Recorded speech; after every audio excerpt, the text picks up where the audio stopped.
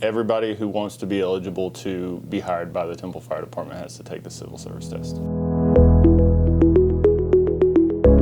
Civil service exam is the entrance exam to get a job at the fire department. So when you see a civil service exam for the FD, that is what we're going to create our hiring list off of based on the scores of the test. The test is a multiple choice test. It's generally about 100 to 200 questions, and that varies depending from year to year, but it's a multiple choice test and it's scored just like any other test that you would have taken in high school or college or anything like that. It does touch on a little bit of everything that you would generally cover in high school. So there's some spelling, there's some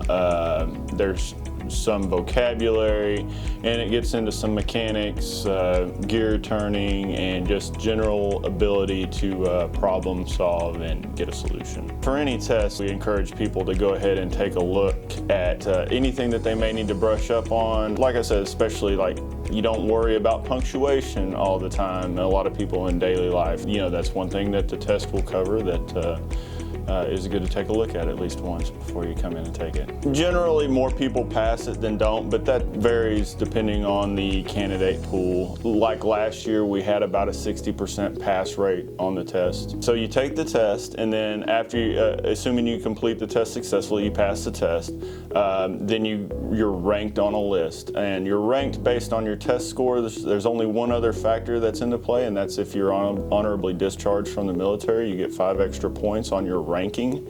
So then based off of that ranking list is where we start our hiring process. So if you're high on the list, then you're going to start the process earlier. You fill out a personal history statement. Once we get your personal history statement, we go over that and make sure that there's nothing that disqualifies you from service. We call you in for a brief interview, for a pre-polygraph interview, and we go over some questions that the polygrapher may ask you. And there's a actual polygraph test with a polygrapher. Once you pass that, you come in for a board interview. If you pass the board interview, then we send you to psychological evaluation, physical examination, and then after that, you are eligible to be hired. If you are already certified, we don't require you to go back through an academy process. If you have 0 certifications at all, we still hire you. That doesn't affect your ranking on the list, but we will send you to an academy to get your basic structural firefighter certification and your emergency medical technician basic certification,